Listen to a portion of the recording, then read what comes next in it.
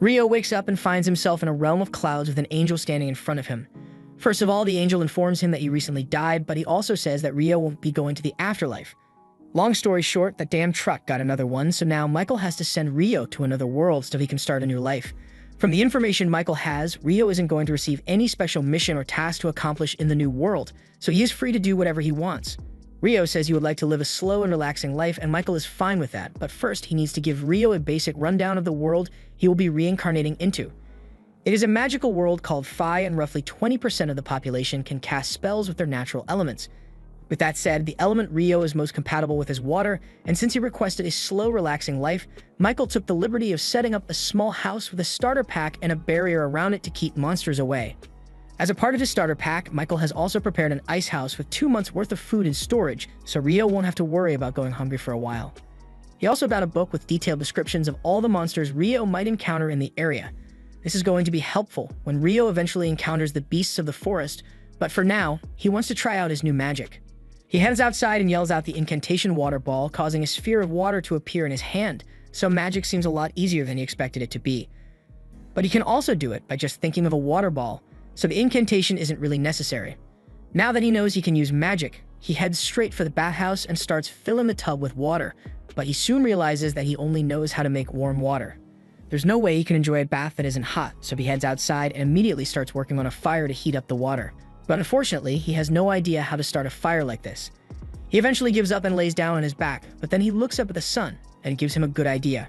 Rio grabs a basin and fills it with water, then he tries focusing on it to compress the water while removing the heat. Eventually, ice begins to form, and after a little more practice, he is able to shake the ice into a magnifying glass so he can use the sun to start a fire. He then uses that fire to heat up a nice bath, so by the end of day 1, he can finally relax. With what he learned from creating the ice, he should be able to create hot water on his own if he just adds heat to the water instead, so he will have to start practicing that soon. The next morning, Rio is having breakfast when he starts thinking about his future.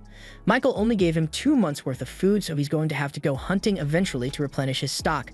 However, he's pretty sure a single knife won't be enough to handle the monsters out in the forest, so he decides to start training his offensive magic. The first thing he does is try shooting a water ball at a tree, and it works just as he had expected it to, but a little ball of water probably isn't going to be very helpful in combat.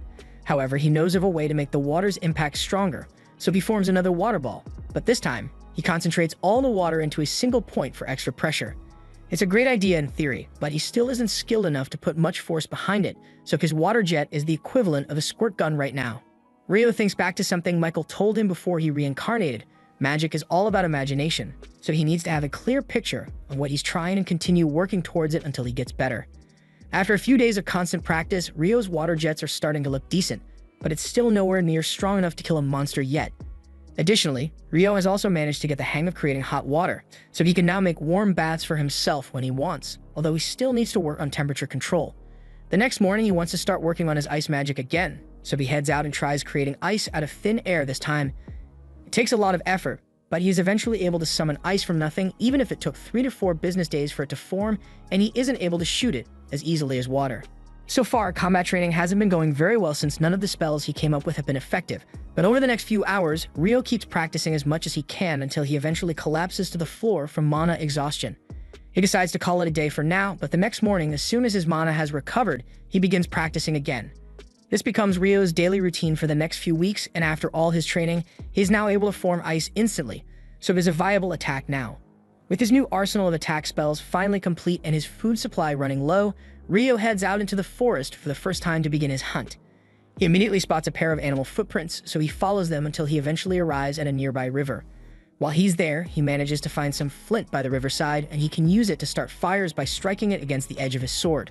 While he's here, he also plans to gather some detoxification herbs in case he ever needs them, and all of a sudden, he hears a low-pitched growling sound coming from behind him. When he turns around, he finds a lesser boar staring him down, and he is completely frozen. The boar starts charging at Rio, but this is the first time he has ever had to fight for his life, so he's having trouble thinking of what to do. Just as the boar is about to hit him, he manages to snap out of it and jumps to the side to avoid getting trampled, but it doesn't look like the boar is done with him yet. Fortunately, Rio has finally regained his composure, so as the boar is running at him, he creates an ice track to make it slip, and then he forms several ice spikes right in the path of the boar, leading to its immediate and brutal death. After processing the boar meat, Rio takes a look at the monster book to read about it, and apparently the lesser boar is the weakest monster you can encounter in that forest. The whole book is meant to be a guide for beginners, so most of the monsters in it are pretty basic, but there are 2 extra pages at the end of the book which seem important. One page talks about dragons and how they are creatures powerful enough to destroy entire cities on their own. The book recommends running away immediately if he ever encounters one because he'd stand no chance of defeating it, although he probably wouldn't be able to outrun it either, so he'd be better off begging for mercy. There's also a page here talking about something called a demon, but there's not a lot of information on it, so all the book says is that if you ever run into one, you're doomed. The next day, Rio goes out hunting again, but while he wasn't paying attention, he is suddenly attacked from above by a giant assassin hawk. The hawk is able to use wind magic to slash through its prey, so Rio is forced to run while creating ice shields to block the razor wind. He knows how tough hawks are to deal with, so he would rather not fight it, but there's no way he will be able to outrun it, so his only option right now is to fight back. He raises his hand and begins casting his water jets, but the hawk manages to dodge his attack and swoops down with wind magic to strike Rio. However, Rio reacts in time to create an ice shield, slashing the hawk across the eye and causing it to slam headfirst into the ground. A few moments later, the hawk regains consciousness, although its eye has been permanently damaged, so it flies into the air to retreat. But before it leaves, it takes one final look at Rio to memorize his face, because now the hawk has a personal beef with him. Rio is relieved that he managed to survive, but this really isn't what he was expecting his new relaxing life to become. While Rio was being chased by the hawk, he ran so far that he ended up getting lost in the forest until late into the night, and while he was trying to find his way back home, he happens to come across a glowing lake with a Dullahan standing in the middle, and it looks like it has spotted him. As time goes on, Rio continues his training, and now he is able to hunt and preserve food for himself with relative ease. His water magic has also gotten a lot stronger, allowing him to create sharp ice sheets and bring them down with great force in an instant. His water jet has also become strong enough to cut through solid rock with ease, so his compatibility is pretty good now. But ice magic isn't the only training he has been doing lately. Ever since that day he was spotted by the Dullahan, he has gone out into the forest late every night to fight it.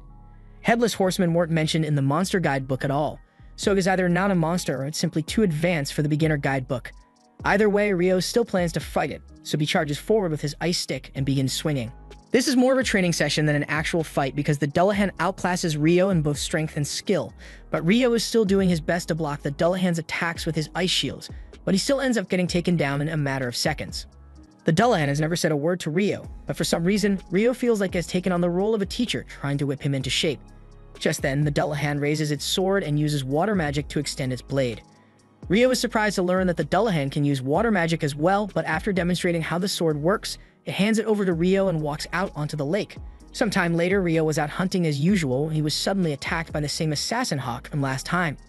He doesn't recall it being black last time he saw it, so he assumes it must have worked hard to evolve just so it could come back for a rematch. The hawk dives toward Rio and launches several wind slashes, so Rio puts up 5 layers of ice walls to protect himself. However, since it has evolved, a hawk's wind slashes are so strong that they instantly shattered all of Rio's ice walls. And now he's starting to get really nervous. He starts darting across the field while putting up ice walls to block any incoming attacks, and when he finally sees an opening, he counterattacks by launching several ice spikes. However, the hawk managed to dodge the spikes with a sudden burst of speed, and that's not all either. It opens its mouth and screeches at a frequency that interferes with Rio's magic, so all of his ice shields disappear, and he is practically defenseless. But the hawk still isn't done yet, so it begins hovering in front of Rio, and he can tell that something big is coming, but he doesn't know when it is. Moments later, Rio can feel electricity in the air as a bolt of lightning is shot straight at him, and an attack like that would have been fatal. But luckily, he was able to use his stick as a lightning rod and jump away to save himself. While Rio is recovering from the partial shock he just received, the hawk comes down and tries to finish him off with its talons. But at the last second, Rio pulls out his ice sword and parries the attack. The hawk clashes with him a few more times, but thanks to all Rio's training with Dullahan, he is able to quickly locate a gap in the hawk's defenses and stab it through the neck.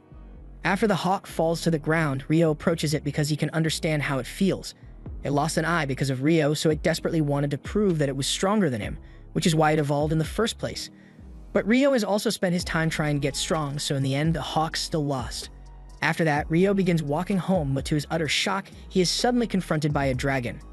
He remembers what the book said about dragons being unstoppable, so he believes he is doomed, but to his surprise, the dragon begins talking to him using telepathy. The dragon doesn't seem like it wants to hurt Rio in any way. In fact, it just stuck here because it is currently looking for a black hawk that came this way, so it was wondering if Rio might have seen it around here.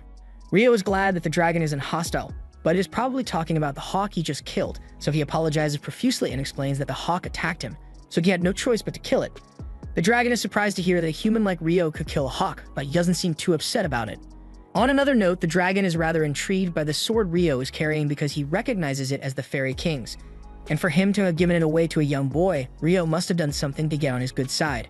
The dragon has taken a liking to Rio, and Rio has a few questions he was hoping to ask since he still doesn't have much information about this world. He and the dragon end up talking for a few hours until it is late into the evening, but their conversation is cut short because the dragon needs to return home now. Rio thanks him for answering his questions, and the dragon thanks him as well because it has been ages since he got to have such an interesting conversation.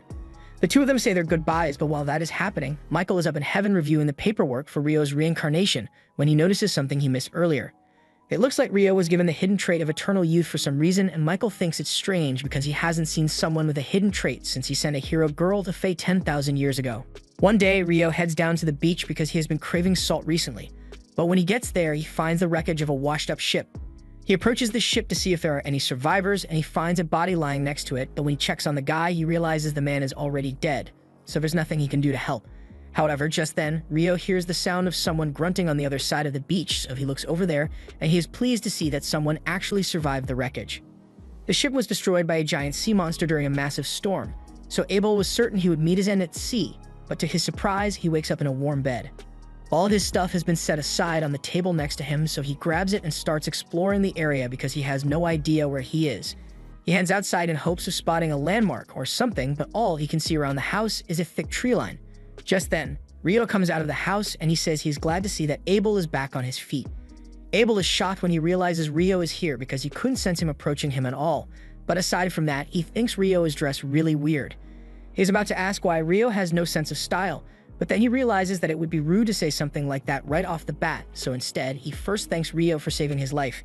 Rio says there's no need to thank him since all he did was carry Abel's body here, but unfortunately, Abel was the only one left alive by the time Rio found them, so the rest of the people aboard the ship are long dead. Abel is a bit surprised that other people washed up alongside him, but he tells Rio that he doesn't have time to worry about their deaths too much because everyone else on that ship was an illegal smuggler. Rio isn't exactly sure what Abel means by smugglers, but for now, Abel must be pretty hungry after surviving a wreck like that, so Rio offers to make some lunch for him. While they are eating, Abel eventually asks Rio why he's wearing nothing but a loincloth, so Rio explains that he doesn't have any clothes to wear.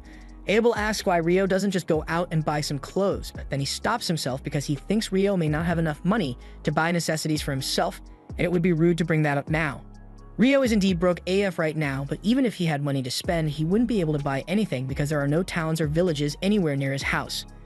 Abel is shocked to hear that, but for someone living out here on their own, Abel is impressed by how well Rio is doing for himself.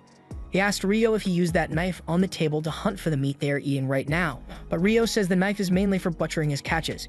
When he goes out hunting, he usually just uses his water magic, and as proof of his ability, he creates a little water to fill a jug. Abel is amazed because even on the Central Plains, only about half of the people there can use magic. Rio, on the other hand, is shocked to learn that magic is so common since Michael told him that only 20% of the population can wield magic. After lunch, Abel asks Rio to lead him back to the shipwreck because there's something there that he needs to check. Rio agrees to lead Abel back to the coast, and while the two of them are walking, Abel asks Rio why he doesn't use a magic staff even though he's a magician. Rio is a little confused since he has never needed a staff, but Abel then realizes that if Rio can't buy clothes, then of course he wouldn't be able to buy a staff either. To make up for his rudeness, Abel asks Rio to let him handle all the fighting if they run into any trouble along the way. Rio tries telling him that that won't be necessary since he can already handle all the threats in the forest on his own, but Abel insists since he wants to contribute somehow. The two of them eventually arrive at the wreckage, but to Rio's surprise, all the bodies have disappeared. He thinks a monster must have shown up and eaten the bodies at some point, so Abel was really lucky that Rio found him before anything bad had happened. After searching the wreckage for a while, Abel realizes that what he's looking for isn't here, so he stops looking. Rio asks him what he plans to do now, so Abel says he's going to regroup with his friends, although that's a lot easier said than done. Heading to the town of Loon would be a good start towards getting him back to his friends, but he's pretty sure that this place is way down south of Loon, and he has no idea how long it will take for him to get back.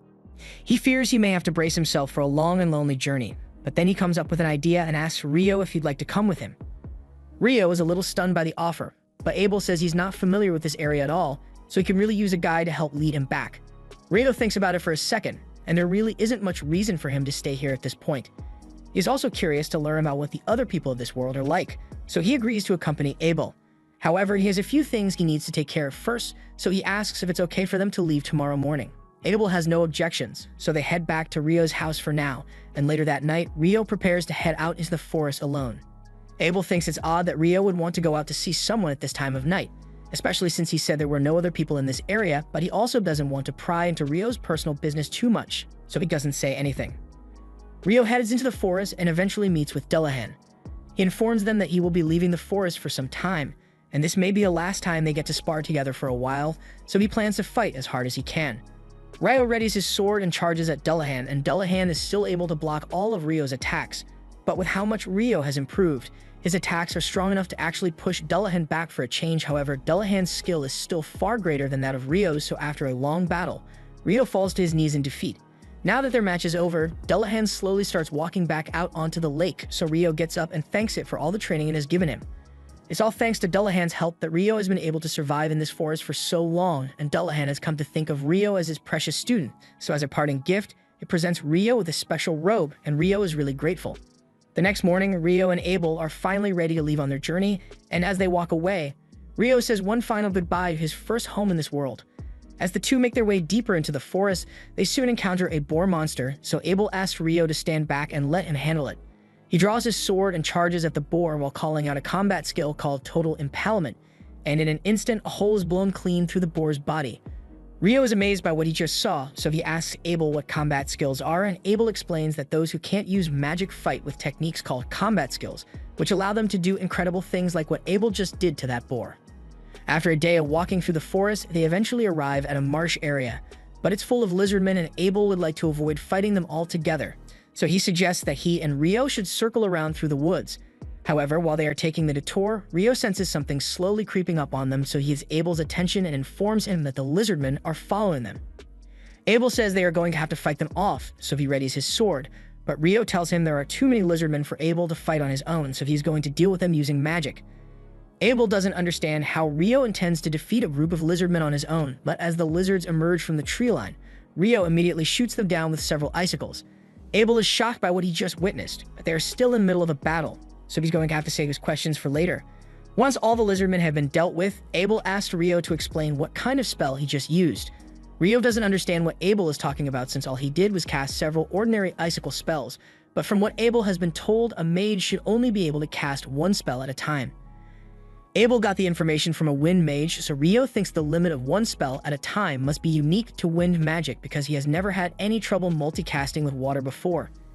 Anyway, before they continue, Rio creates a glass of water for Abel since they need to stay hydrated, but Abel notices that the incantation Rio used this time is different from the one he used to create water before, so he's curious.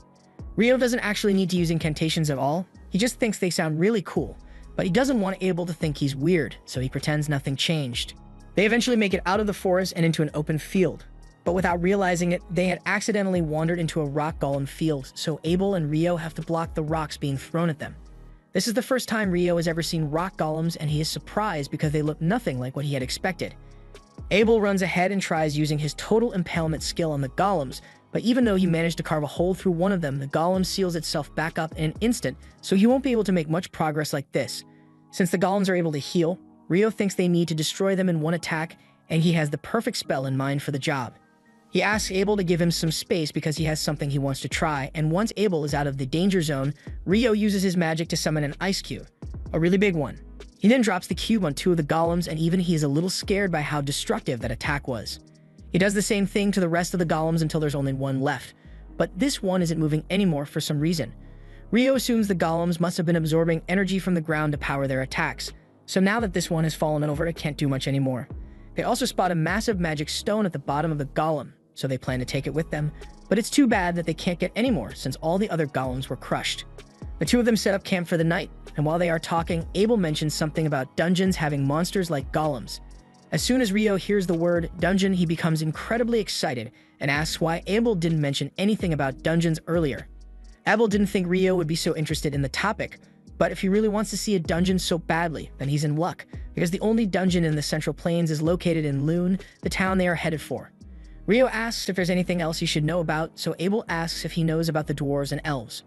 Rio has heard a little about them, but he wants some more details, so Abel explains that dwarves are strong, short people who are good with crafts, and there are quite a few of them in Loon. But as for elves, most of them live in wooded areas and don't interact with humans often, so Abel only knows of one elf in Loon. The next morning, the two continue heading north, and Rio says that once they make it past those mountains over there, they will find human civilization. Abel has been trying avoiding prying too much into Rio's personal matters, but he's really curious as to how on earth Rio knows where he's going when he has never actually been to a human village.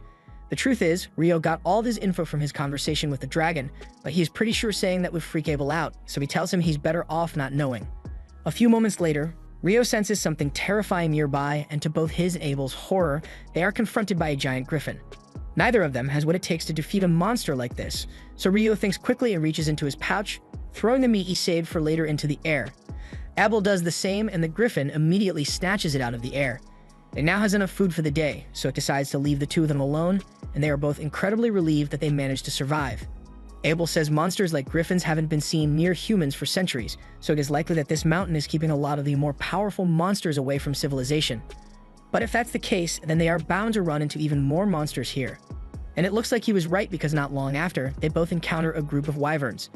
Abel thinks they should circle around to avoid fighting them, but that would take way too long on a mountain, and besides, while the griffin may have been too much for Rio to handle, he knows he's strong enough to beat the wyverns, so he runs out from cover and uses several icicle spears to bring the wyverns down. Abel is astonished by how easy that was, since wyverns usually require 20 adventurers to defeat, but as long as they made it out in one piece, he's not complaining. Rio and Abel continue fighting their way through the mountain after that, and eventually, they manage to make it to the other side, so they are one step closer to making it back to civilization. After a few days of fighting their way through the mountains, Abel and Rio finally make it out into the plains. Rio is a little disappointed since he was having so much fun slaying all those wyverns, but Abel doesn't understand how he could call that fun. However, he does admit that all the wyvern stones they collected are a nice bonus, so this trip was really productive. Abel eventually spots a road in the distance stretching from east to west and recognizes it as the one that leads to the town of Kailati, so if they go in that direction, they should arrive pretty soon. Rio is looking forward to seeing what the cities in this world look like, and since they'll be stopping in Kailati for a while, Abel suggests Rio should try the food there because it's really good. The two eventually arrive in Kailati, and the first thing they do is head to a restaurant. There, Abel tells Rio that he should probably register at the Adventurers Guild once they get to Loon, since it would act as an identification card for him. That way, he'd be able to travel to any city in the kingdom without Abel needing to vouch for him like he did for Rio to get into Kailati. Additionally, Rio would also be able to sell all the magic stones he collected at the guild, so it's the natural thing to do. Just then, their food arrives, and Rio is shocked when he sees what's in the plate in front of him, because it's curry. He never even considered that curry might exist in this world, and as someone who has been eating bland meat and vegetables since he got here, he is dying for some spice. The next day, Rio and Abel leave Kailati to continue their journey, and after a while, they finally arrive at the city of Loon. As they approach the gates, the guard posted out front recognizes Abel, and he is shocked to see him because he was declared missing months ago. Abel says it's a long story, but basically the only reason he made it back alive was thanks to Rio. Nymer enthusiastically shakes Rio's hand because he is grateful that he saved his friend. Nymer is still on guard duty, so he doesn't have time to catch up properly with Abel, but he does ask where Abel is headed. Abel says he's going to go to the guild first since everyone there is probably still worried about him, and while they are at it, he plans to get Rio registered as an adventurer. Normally, you'd start out as an F rank, but with an endorsement from a high-ranked adventurer like Abel, Rio should be able to start at D rank. Anyways, when your rank is high, you'll be allowed to take on quests with higher difficulty, and in turn, you'll get better rewards. But considering the number of wyvern gems Rio got, Abel doubts he will need to worry about money for a while. Rio asks if wyvern gems are really all that valuable, and according to Abel, they are so valuable that selling them all at once might cause the market to crash. So he's probably going to have to let the guild master figure out what they should do with them. Once they arrive, Abel walks in, and as soon as he is seen, everyone gathers around because they all thought he was dead. It's clear that Abel is really popular here, and Rio doesn't want to get in the way of Abel's reunion, so he decides to step out for a moment. He starts taking a walk through the city when all of a sudden, he bumps into an elf girl, and she happens to recognize his robe as one that can only be gotten from the King of Fairies. If Rio was given a robe, then the King of Fairies must have really taken a liking to him. She thinks Rio is interesting, so she'd like to talk to him, but she's got urgent matters to attend to, so she has to go. Rio is about to chase after her, but at that moment, Abel comes out looking for Rio because he wants to introduce him to all the people at the guild. Abel tells everyone that if it weren't for Rio, he never would have been able to return home. The guild patrons are all really thankful for Rio's help, so they give him a warm welcome, and Rio is starting to like it here. After Rio's introduction, Abel takes him to the front desk so he can get registered, and while he's there, he asks the receptionist, Nina, if it would be possible to raise Rio's rank to D with his endorsement. Nina is surprised to hear this since Abel has never endorsed someone before, but Rio is more than qualified. Nina says there should be no problem ranking Rio up, but they will still need to do a proof of strength test, so Abel plans to go talk to the guild master about it. Nina says the two of them can wait in the meeting room while she calls the guild master over, so Rio and Abel take a seat. As soon as the guild master is informed that Abel has returned, he rushes into the meeting room, and he is incredibly relieved to see that Abel is still alive and well. Abel apologizes for making the guild master worry so much about him, but Hugh is just glad to see him again. He then notices the young magician standing in the back, so Abel introduces Rio as the boy who saved his life. Anyway, Abel mentions that he was hoping to rank up Rio's registration with an endorsement, and Hugh is fine with that. But he's still going to need to confirm Rio's strength before he can authorize any upgrades. Abel tells him that won't be a problem because Rio is a lot stronger than he looks, and as proof, he shows him the bag full of wyvern stones. After inspecting the stones, Hugh confirms that they indeed belong to wyverns, but he is starting to get concerned because if there are this many wyverns in the area, they could overrun the country in an instant. Abel assures him that he doesn't need to worry about that since the wyverns they encountered were south of the Malefic Mountains, so they won't be coming here anytime soon. Rio is baffled by the mention of the Malefic Mountains because he has never heard of that place before, but Abel explains that those were the mountains they passed through to get here. The Malefic Mountains are so dangerous that even high-ranked adventurers don't go anywhere near it, so the fact that Rio and Abel made it through these mountains alive is an amazing feat on its own. Abel asks if this will be enough to prove that Rio is strong, and Hugh agrees that Rio is definitely qualified for the rank up. Just then, the members of Abel's party show up because they heard the news that Abel was alive and well, so they had to come see him in person. Abel apologizes to his teammates for making them worry, and they probably got a lot of catching up to do, so Hugh says he will let them use the meeting room while he gets started on the paperwork for Rio's rank up. Hugh leaves Rio into another room, and Nina later comes in with the items for Rio's guild registration.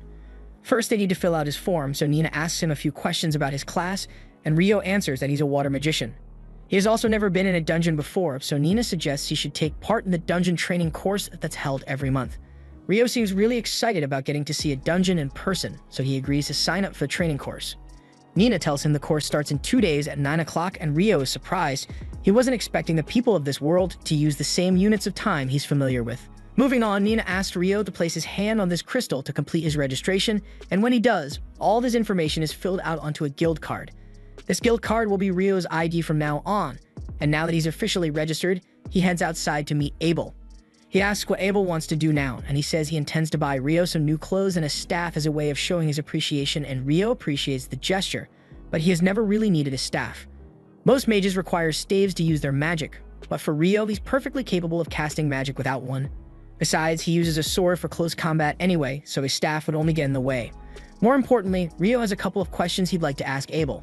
They spend a few hours talking, and Rio finds out that this world uses a 24-hour day system just like Earth with 7 days a week and 30 days a month. It also uses the metric system for measurements, so Rio assumes someone must have been reincarnated here before him and had a huge impact on the way the world works now.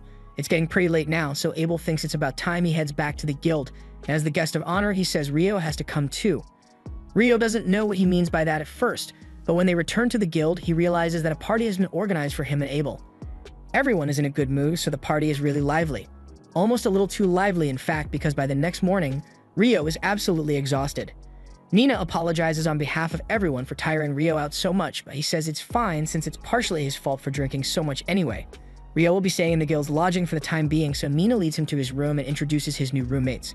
This one is Nils, while the blonde one in the back is named Ito, and they are both pleased to meet Rio. Since everyone seems to be getting along, Nina tells Rio that she needs to get back to the reception desk, so she'll be leaving now. But before she goes, she reminds him that the dungeon tutorial class is tomorrow, so he had better not be late. Once Nina is gone, Nils starts talking about how hot he thinks she is, but Ito tells him to give it a rest already because there's no way Nina would go out with a bum like him. Moving on, Ito greets Rio and says he'd like to keep things casual here so they can become friends. Rio says he'd like to be friends as well, and Ito is glad to hear it because he was worried Rio might be a stuck-up jerk like Dan from Room 1. A moment later, there's a knock at the door, and it turns out to be Nina again. She apologizes for the interruption, but she just got a newly registered adventurer in need of lodging, so she wants to set him up in this room as well. He says his name is Amon, but the others are surprised that he's an adventurer since there's no way he's old enough yet. Amon admits that he's still only 16, but both his parents are dead, so he didn't have many options to make a living. Ito tells Amon that it's nothing to be ashamed of since that's how most people end up becoming adventurers in the first place, and apparently, Amon plans on taking the dungeon course tomorrow as well, so Mina asks Rio to go with him. While Rio is getting acquainted with his new roommates, Abel is telling his party members all about what happened while he was crossing the Malefic Mountains, but the mage, Lin, simply refuses to believe that a boy like Rio is capable of such strong magic. Sure, ice walls can be made with magic, but they are usually so thin that they can't block any damage, and something like conjuring a giant ice cube to drop on your enemy is simply impossible. Abel asserts that he saw Rio do it with his own eyes, but Lin still can't accept it. Power like that goes against all the fundamentals of magic that she spent her life studying, and she's getting angrier by the second at the thought that a kid is way more powerful than she is. But Abel is still confident that he knows what he saw. From what Abel has described, the only other person with similar abilities they can think of would be the famous Inferno Magician. The Inferno Magician is a legendary hero capable of wiping out thousands of Imperial soldiers with a single chant and burning wyverns to ash in an instant. It feels absurd to compare Rio to someone who is so renowned, but if his power truly is on the level of the Inferno Mage, then Raiha is worried about what might happen if Rio were to turn against them and join the Empire. However, Abel is certain that that will never happen because Rio doesn't think the Empire of Debui sounds cool, and that's what he cares about the most. A few days go by and Rio has been diligently attending the dungeon training course, but for today's lesson, the instructor tells everyone that they'll be heading into an actual dungeon for the first time. He asks if anyone has any questions for him regarding the dungeons, so Rio raises his hand and asks if there are any teleportation mechanisms that allow you to travel to floors that you've previously cleared. The instructor is impressed that Rio was actually aware of that, but while things of that nature do exist in the southern dungeon, he tells Rio that he won't find any around here. A little while later, everyone arrives at the dungeon entrance, and the instructor explains that the city of Loon was actually built around the dungeon, so it is pretty much right in the center.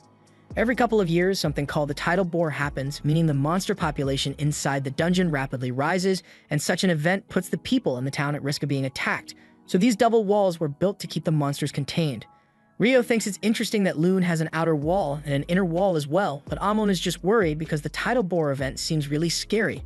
The instructor assures him that there's nothing to worry about since the tidal bore only happens once every few years, so the chances of one happening right now are insanely slim. The group soon arrives on the first floor of the dungeon, and the instructor tells them that there are only basic monsters on this level, so everyone is free to explore as much as they'd like, but they should still stay close by in case of an emergency. Rio and Amon go off on their own to search the area, and a little while later, Rio senses a monster up ahead, so he tells Amon they'll deal with it together. As they advance through the cave, they eventually spot the monster, and this one is just a regular soldier ant, so Rio tells Amon that he's going to pin it to the ground, and when he does, he wants Amon to finish it off. Amon says he understands the plan, so Rio casts ice magic to pierce the ant's limbs, and while it is immobile, Amon runs up to it and slices its head off. Rio congratulates him on his first successful monster kill, and Amon feels really good about himself, but there's still more to be done since they need to harvest the magic stone from the ant's corpse before they return. Later that night, Rio and Amon get back to the guild lodge, and when the other two hear that they successfully completed the course, they hold a celebration for them. Ito was honestly impressed because he didn't expect Rio and Amon to be able to defeat a soldier ant on their first trip into the dungeon, but Amon says he didn't really do much. It was Rio who held the monster down for him, but Rio says Amon deserves at least a bit of credit because he was the one who dealt the finishing blow. Nils asks the two of them what they plan to do now that they are dungeon certified, and Amon says he'd like to go back to the dungeon and continue exploring, but the thought of going in alone terrifies him, so he's not sure what to do. Rio says he'd be happy to go in with Amon if he's looking for a partner since he was planning to go down to the third floor of the dungeon anyway. Something about that ant being on the first floor has Rio curious, because from what the instructor said, only bats should have been on that floor. Just then, Ebel shows up behind Rio and tells him that ants sometimes dug tunnels up to the first floor, so it's not impossible to see one up there. Rio is a little surprised because he wasn't expecting to see Ebel today, but Nils and Ito, on the other hand, are completely starstruck because Abel is really famous around here. Nils is especially nervous because he says Abel has always been his hero, so he introduces himself and asks to shake his hand. Abel is always happy to meet the new adventurers, so he agrees to shake his hand and gives him a friendly reminder not to overdo it when he's out on quests, because survival should be his top priority. Rio asks Abel what he's doing here at this time of night, so he explains that he and his party actually just got back from a particularly long quest, so they are here to debrief the guild master on what happened. Speaking of his party, they walk in looking for him, and they are getting sick of Abel sneaking off whenever they have meetings to get to. So Warren throws him over his shoulder and carries Abel out of the room. Rio finds the whole thing amusing, but then he notices Lin staring at him like she's got a bone to pick, even though he barely knows her. Rio tells Lin to stop being creepy and hurry up since they still need to go talk to the guild master, and she then apologizes to Rio for interrupting his conversation, but Rio says he doesn't really mind. On their way out, Rio scolds Lin because it's rude to stare at people like that, but Lin couldn't help herself because there's no way she wouldn't be curious about Rio after learning that he's supposedly an incredible mage. To be honest, Rio is also interested in seeing what Rio can do, but Abel tells them there's no need to rush because sooner or later, they'll get a chance to witness Rio in battle. The next day, Rio and Amon head down into the dungeon again, and they agree to use the same strategy as the day before, so Rio uses his ice magic to incapacitate the monsters and Amon finishes them off with his sword. While they are taking a break, Rio asks Amon where he learned to fight because his style reminds him of the one Abel fights with. Amon explains that he was taught by an old man named Kiro, and Kiro apparently studied the sword from one of the famous sword schools in the royal capital, Hume. So that's most likely what Amon's style is based on. Rio thinks it's neat and efficient, but you notice that Amon gets tired out a lot when he uses it, so he might need to work on his stamina a little more. Amon gets a little upset because he thinks he's not good enough to become a proper adventurer with how weak he is, but Rio assures him that he just needs to keep training to get better. Even for someone as strong as Abel, he always made sure to keep up with his daily training, no matter what, when he was traveling with Rio, which goes to show how much of an effect consistent practice can have on your abilities. Early the next day, Rio prepares to head out again, but this time he's not heading into the dungeon because he has other plans. He's been meaning to learn about alchemy, so he heads to the library to see what he can find. Once he gets there, he asks the librarian for help finding the alchemy section, and he is amazed by the sheer volume of books in this place. The librarian eventually leads Rio to the beginner alchemy section, and he spends the next few hours studying as much as he can, but there's only so much you can do. You're on a time limit, so he starts considering buying the books outright so he can just study at home. While sitting on one of the benches in town square, Rio soon realizes that the sky is going dark, so he looks up and is shocked to see the sun being blocked out all of a sudden. In the next moment, all the people around him vanish and he can feel it instinctual. You cannot rest with monsters nearby feelings, so he's on high alert. A second later, a massive fire blast is sent straight at Rio, so he uses several ice shields to block it. He thankfully managed to survive the blaze, but it did a number on his shield, and he is terrified as he sees a hot demon woman slowly walking towards him. Just by looking at her, Rio can tell that Leonor is a terrifying opponent, so his first instinct is to run away as fast as he can, but he doubts he will be able to escape since this space seems to be some kind of pocket dimension.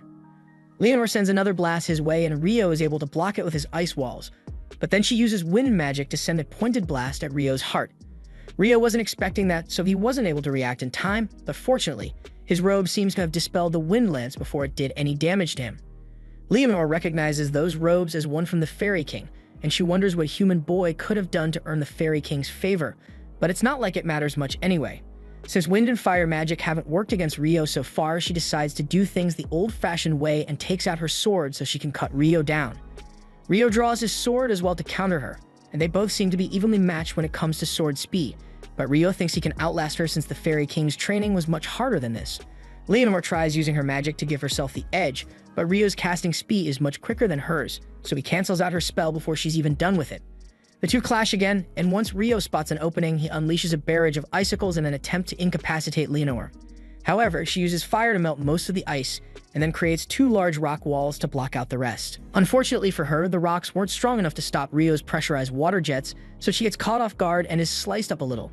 Rio takes the opportunity to rush in for a finishing blow, but when he clashes swords with her, he notices that her wounds are healing, so she must have a healing factor, and minor scratches like that probably won't be enough to slow her down.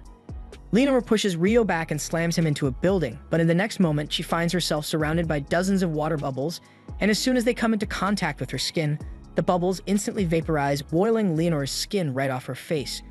She buries herself in rocks to hide from the boiling water, and once she has recovered, she was ecstatic because that was the first time a human has ever made her feel real pain, and she kinda liked it. She would love to keep fighting with Rio, but unfortunately, the cloister zone is about to expire, so her time is up. She is disappointed that she didn't get to kill him, but given how strong Rio is, she is sure they'll end up facing each other on the battlefield again, one way or another. With that, the cloister is dispelled and Leonor disappears, so Rio is incredibly relieved. He realizes he really needs to step up his game because if it weren't for this magic robe, he would have a hole in his chest right now. But since he won't have to deal with Leonor again for a while, he decides to go buy those books he was thinking about before she showed up. Rio heads to the guild to check his account balance, and to his shock, he's loaded. He remembers Abel telling him that those wyvern stones were really valuable, but he didn't think selling just one of those stones would earn him so much money. It looks like he won't have to worry about earning money for a while, so he decides to head back to his room for the day, but he's surprised to see that none of the others are back yet. He then hears a commotion out in the backyard, so he goes to check it out and sees Nils, Ito, and Amon beaten up on the ground while surrounded by 5 guys. Nils curses Dan for ambushing them like this, but Dan mockingly tells him an adventurer must always be alert, so it's Nils' own fault that he got caught lacking. By the way, Dan has no reason to be doing this, he's just being a jerk for the love of the game. But Rio doesn't appreciate him messing with his friends like that. So with no warning, he uses his ice magic to knock out 4 of the guys standing there, leaving Dan all alone. He asks Dan if he's going to run away now that he has no backup, but Dan assumes Rio must suck at hand-to-hand combat since he's a mage, so he throws a haymaker, and Rio promptly makes him throw up his lunch as well. Now that Dan has been taken care of, Rio goes over to his friends and offers Ito a recovery potion so he can use his healing magic on the others. Even though he got jumped, Nils feels terrible about letting himself get beaten by Dan, but Rio tells him it's not his fault since he must have been exhausted from doing dungeon runs with Almon all day. Anyway, since he's just as exhausted as they are, Rio suggests they all take a nice dip in a hot bath to relax, and while they are in there, Ito uses his healing magic to heal Rio's wound. Luckily, there were no broken bones, but he can tell that the attack had a lot of force behind it, so it would have been bad news if it had hit his heart. Rio tells him the attack actually was aimed at his heart, but he just barely managed to dodge enough to redirect it to his shoulder. Although it still really hurt. The others are shocked when they hear that Rio was nearly beaten when they know how strong he is, so they ask him what he could possibly have been fighting. Rio says it's a long story, so he will tell them later, but as for right now, he just wants to relax. The next day, Ito, Amon, and Nils head back into the dungeon, and after taking out a goblin archer on the 5th floor, Nils suggests they should head home for the day. It hasn't been long since they got here, but goblin archers aren't supposed to show up on the 5th floor, so he has a bad feeling about this. Besides, they already made more than enough money for today, so he doesn't want to take any unnecessary risks. And it's a good thing they decided to turn back here, because further down the cave, there was a monster which would have absolutely destroyed them if they ran into it, especially since Rio isn't here. Speaking of Rio, he is currently outside the city because his battle against Leonor made him realize how much he needs to improve. In terms of casting speed, they were both evenly matched, but Leonor was able to move a lot faster than him thanks to her wind magic, so he needs to work on his movement speed. However, Rio isn't able to use wind magic, so he is going to need to come up with an alternative. The best spell he can think of to act as propulsion is his water jet, since he uses it for improved mobility underwater, but he has never used it to move on land before, so he's not sure how to go about it. For starters, he forms some ice on the ground, and then he generates several water jets along his back, but it barely moves his body, so his first test ends in failure. He decides to try it with more water jets next time, but for now, he wants to head back to the library so he can learn more about alchemy and demons. Meanwhile, Lynn is busy searching through all the spellbooks she can find because she's looking for anything similar to that giant ice cube spell Abel said he saw Rio use, but even the forbidden spell books don't mention it. If Rio actually pulled it off, then it would have to have been an original spell, but a spell like that would require an incredible amount of mana, so she still finds it hard to believe that Rio was able to do it so casually. Just as she is putting the book back, the elf girl from earlier, Sarah, walks in and she seems to be good friends with Lynn, so she asks what she's doing here. Lynn explains that she was just trying to locate a spell in one of the spellbooks, but she couldn't find what she was looking for. Sarah says she's sorry to hear that and she'd love to help Lynn search, but she just got back from a mission to the royal capital, and she's late for an important meeting. Back at the guild, the boys head over to the front desk to give Nina a report on their dungeon exploration today. Nina is surprised to see them back so soon since they usually spend a lot more time in the dungeon, but Ito tells her there's actually a reason they came back early.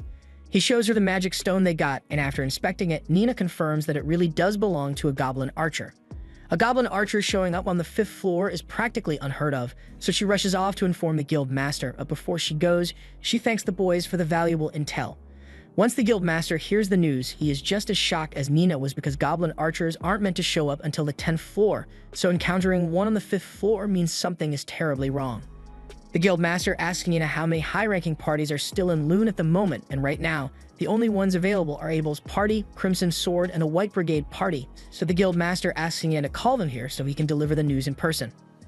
A little while later, Abel and the others arrive at the guild in response to the guild master's summons, but Abel isn't exactly thrilled because he heard White Brigade is going to be here as well, and he hates having to talk to their leader. Once they arrive, Abel sees the leader of White Brigade, Phelps, already seated, so he gives him a shallow greeting. And now that everyone is here, the guild master informs them that he called them here because he'd like them to investigate the recent strange occurrence in the dungeon. Just recently, a group of new adventurers claimed to have run into a goblin archer on the 5th floor. Abel asks him if he is certain that a goblin archer really appeared so high up, and the guild master says he has already been given irrefutable proof, so the intel is correct. That's why he wants to hire both parties to go investigate the dungeon in order to check for signs of the great tidal bore. It has been 10 years since the last one, so there's a good chance that another tidal bore is going to happen soon, and they need to be prepared. Both parties will be paid 100 gold up front and 200 upon their return, but the goal of this mission is simply to investigate, not to fight. So if they find evidence of the tidal bore, they are to return to the surface immediately and inform him. From there, the guild master will close the double walls around the dungeon until he gets back up from the regional knights. The guild master has already gotten permission from the local lord for it, but he still needs to inspect the dungeon to take any action, so he asks them if they are willing to take the job. Both Abel and Phelps agree on behalf of their parties, so the investigation is set for tomorrow morning. The next day, Rio wakes up early because he plans to go to the city's northern library to learn more about alchemy. Ito tells him the Northern Library is only accessible to people who are D rank and above, but that won't be a problem for Rio. Although Amon remembers hearing rumors that the forbidden texts in that library are only accessible to B rank or higher, so Rio won't be able to get his hands on those. A little while later, Rio arrives at the Northern Library, and the book selection here is even larger than that of the Southern Library. This place is so big that he's probably going to need help finding the books he's after, but people would probably look at him weird if he started talking about demons all of a sudden. But just as Rio is climbing a set of stairs, he happens to run into Sarah, and they are both surprised to see each other here. Meanwhile, over by the dungeon, the members of Crimson Sword and White Brigade have both gathered outside the gates to prepare for the investigation, but just as the guild master is about to open it, Abel stops him because he has a bad feeling about this. He asks Lynn to use wind magic to skin the first layer of the dungeon before they go in, and when she does, she finds over 100 monsters posted up right at the entrance, meaning the tidal bore has already begun. The Guildmaster declares a state of emergency and issues a request for all available adventurers to head to the dungeon and prepare for battle because they are going to need all the help they can get. Meanwhile, back at the library, Sarah introduces herself to Rio, and she is delighted that she actually got to meet him again. She asks Rio what brings him to the library today, and he is about to tell her he wants to research demons, but he realizes that would sound odd. So instead he says he wants to learn about alchemy. Sarah is intrigued since alchemy is a difficult subject, so Rio tells her his goal is to build a golem one day, although he's not in much of a rush to do so. Building a golem is quite the feat, and unfortunately, as far as Sarah knows, there aren't any books on golem craft here. But she does know where Rio can find some books to get started on his alchemy journey. She even offers to show him around since she knows her way around this library pretty well. Along the way, Sarah asks Rio if he enjoys reading books, and he says he loves them. But he hasn't been around books in ages, so he hasn't had many opportunities to read. Sarah laughs a little because the way Rio said that makes it sound like it has been decades since he last saw a book, which is kind of true, but he doesn't want to explain all that. So he changes the subject and starts talking about how he thinks it's cool that Sarah is an elf. Sarah admits that it's rare to find an elf living in human settlements, so she may be considered a bit strange, but if nothing else, staying in this city led her to meet Rio, so she wouldn't change a thing. While Rio and Sarah continue their leisurely stroll through the library, all the gates to the dungeon are locked down and every available adventurer has been stationed on the walls in anticipation of the incoming threat. Before long, the main dungeon gates burst open and hundreds of goblins come pouring out, so the adventurers begin their attack and fire hundreds of arrows while the mages cast as many fireballs as they can. This is going to be a battle of attrition, so whenever someone gets injured, they are rotated out of the formation so they can be healed to continue the fight. But with so many goblins here, the guild master is starting to get worried that they may not be able to hold them off.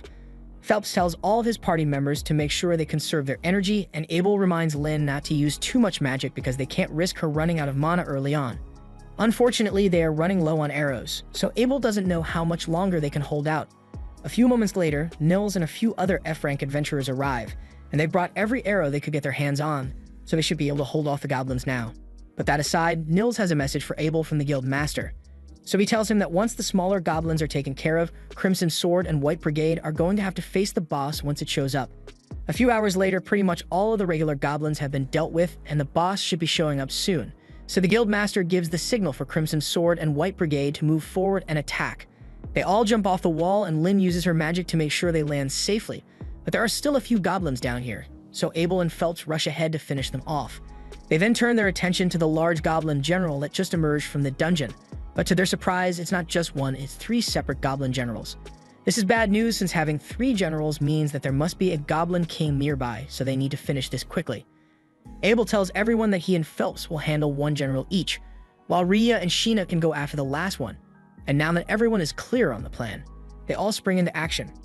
Abel evades one of the goblin's strikes and manages to cut its arm off, so it shouldn't be too hard to take the goblin generals down, but just then, he notices something off inside the dungeon, so he yells for everyone to get down immediately. In the next moment, a wind slash is sent straight at them, slicing all the goblin generals in half, but luckily, everyone else managed to duck in time to avoid getting bisected. The one responsible for the air slash was the Goblin King, and it clearly won't be as easy to defeat as the others, so Abel and Phelps rush in to try and catch it off guard. However, when Phelps tries to pierce it with his spear, it bounces right off the Goblin King's armor. Phelps is forced to pull back since he can't do any damage to it, but Abel isn't slowing down at all. He charges straight at the Goblin King and uses his perfect shadow technique to evade its attack before piercing his chest. That wasn't enough to kill the Goblin King, but Abel never expected to finish it off on his own. He then calls out to Lynn, who has been charging up a wind bullet spell this entire time, and once he's out of the way, she Swiss cheeses the Goblin King, officially putting an end to the crisis. Everyone heads back to the guild to celebrate their victory, and by the time Rayo returns, he has no idea why everyone is so happy. But while the rest of the guild members get to party, the guild master is buried elbow deep in paperwork because he still needs to send out the reports on the tidal bore and process all the payouts for the adventurers who helped deal with it. And on top of all that, researchers from the royal capital are bound to show up sooner or later asking to collect data on the tidal bore, so he's going to have to deal with them too. Meanwhile, at the party, Abel has just finished explaining everything that happened with the tidal bore while he was in the library when Abel's friends show up. Lynn has been meaning to ask Rio in person for a while now, so she tells him she wants to know if he can really create thick ice walls at a distance. Rio confirms it, and to be exact, he says he can cast spells up to a distance of around 40 meters away, but it took him a long time to get the hang of it, so it's not as easy as he makes it look. Even with that being the case, Lynn has never heard of someone being able to use magic at such a distance, so she asks Rio if it's some kind of original spell, and if so, then she wants to know what incantation he uses to cast it. Rio says he'd be glad to show her later, but as for the incantation, he kind of just makes it up on the spot, so she can use whatever she wants. Just then, Nils points out that most of the food is already gone, so if Rio doesn't hurry, he won't get anything to eat. He excuses himself to go grab some food, but Lynn is still confused by what he meant when he said he just goes with the flow for incantations.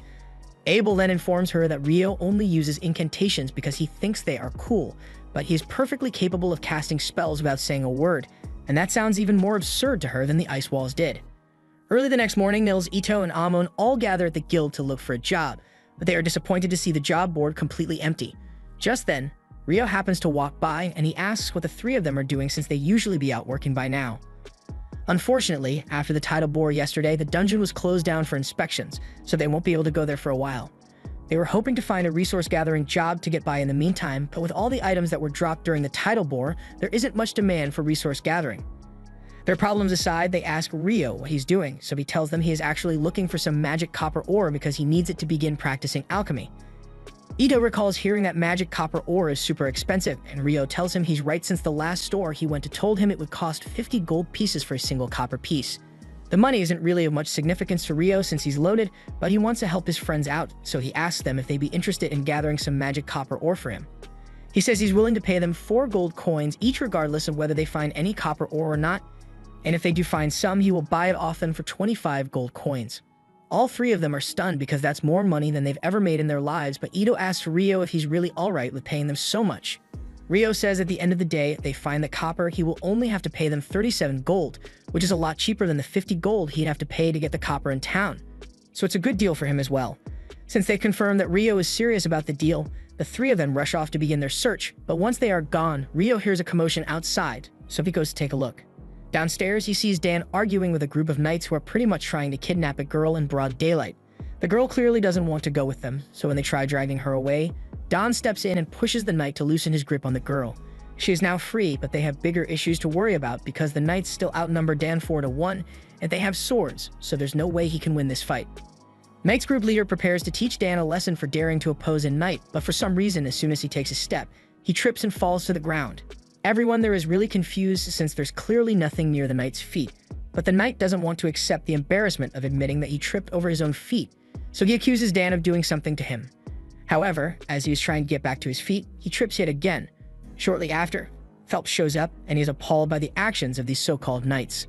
At first, the knights try to threaten him since they technically have more power within the city than adventurers do, but their intimidation tactics don't work on Phelps because while he may be an adventurer, he is also a nobleman. His full name is Phelps Heinlein, and as soon as the knights hear that Phelps is from the Heinlein family, they realize they've messed up.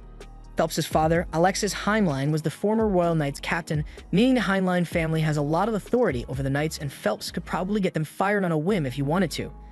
And if he were around while they were trying to kidnap the girl, he probably wouldn't think twice about ending them, but right now, all he knows is that they were about to gang up on Dan, so he yells at them for being a disgrace to knighthood and says they should get lost before he changes his mind about letting them go. Once the Knights are gone, Phelps looks up at Rio because he notices what he did earlier. He had already heard that Rio's magic was extraordinary from Abel, but seeing it for himself was still amazing because he has never witnessed anyone use magic at such a distance or with such accuracy. Of course, he doesn't plan to tell anyone that Rio was the one who made those Royal Knights slip, since that would be a hassle for Rio to deal with, but he really appreciates Rio stepping in to help because he feels personally responsible for letting such rotten people become Royal Knights. Later that night, Rio is having lunch at the tavern when Abel happens to show up. It's rare for him to be out without the rest of his party, so Rio immediately assumes that Abel must be going to the red light district after this. Abel panics and tells Rio to stop talking before people overhear him, and with Rio's expert deductive skills, he surmises that since Abel doesn't want people thinking he's the kind of person to go to the pleasure district, he must have his eyes on someone. At first he thought it might be Lynn, but Abel tells him he's wrong because Lynn already has a crush on Warren. With that being the case, Rio concludes that Abel must have a crush on Rhea, and gets even more panicked trying to deny it. But that pretty much confirms Rio's suspicion. Abel's crush aside, Rio asks him what he's really doing out by himself tonight, and technically he is going to the pleasure district, but not for the usual reasons, and since Rio is here, he could really use his help. One of the dungeon investigators who was dispatched to Loon is an old friend of Abel's, and he was assigned Royal Knights to act as his guards while he's in town.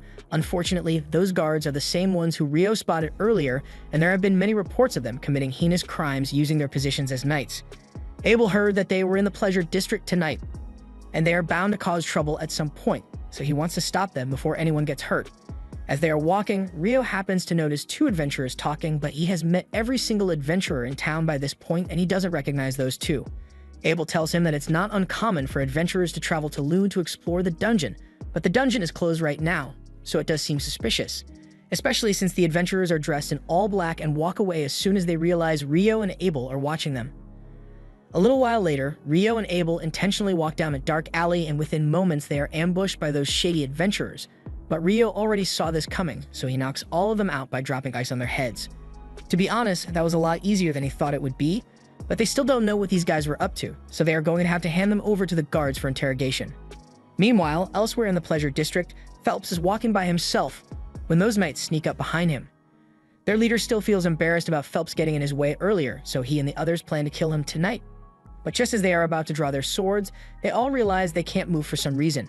You see, this whole thing was a trap orchestrated by Phelps, because he is now aware of how sinister this group of knights truly is, and he would be a failure of a noble if he let them continue as things are, so he had Shenna hit them with paralytic needles.